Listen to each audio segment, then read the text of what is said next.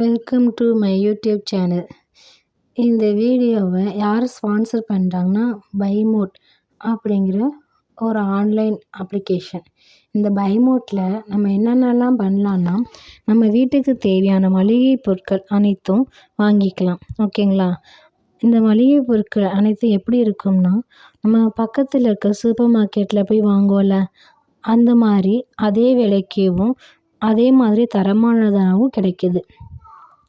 நம்ம Amazon, Flipkart இந்த மாதிரி இதெல்லாம் நம்ம ஆர்டர் பண்ணுவோம்ல, அதே மாதிரி அவங்களும் வீட்டுக்கே கொண்டாந்து டெலிவரி பண்ணிடுறாங்க.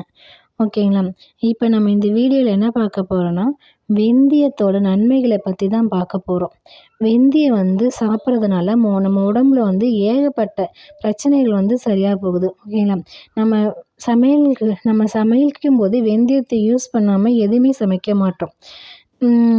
டெய்லி இட்லி, தோசை, அதை விட்டால் சப்பாத்தி, இது இதுவும் கிடையாது. ஓகே, இது மட்டும் தான் சாப்பிட்றோம்.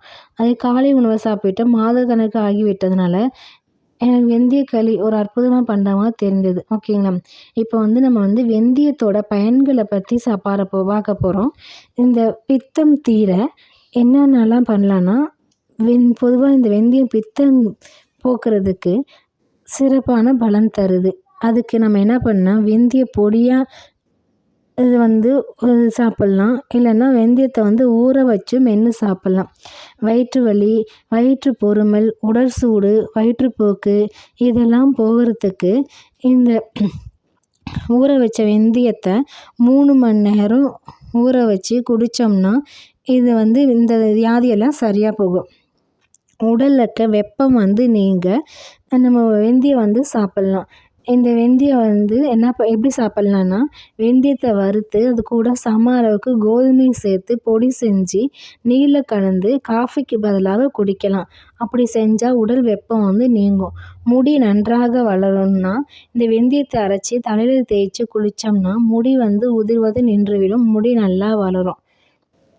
இந்த வெந்தயக்கீரையோ பயன்களையும் பார்க்கலாம். ஓகேங்களா? பித்த மயக்கம் தீர, ஓகேவா? மயக்கம் வரும்ல அடிக்கடி, அது பித்தத்தினாலேயும் வரும். அது தீர்றதுக்கு இந்த வெந்தயக்கீரையை வேக வச்சு சாப்பிட்டோம்னா இந்த மயக்கம் போகும்னு சொல்கிறாங்க. உடல் வலி தீர இந்த வெந்தயக்கீரையை தோசையோடு சேர்த்து சாப்பிட்லாம்.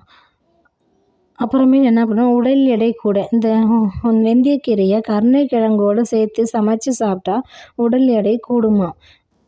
ஓகேங்களா? அதுக்கப்புறம் உடலில் வீக்கம், தீப்புண் வெந்தயக்கீரை அரைத்து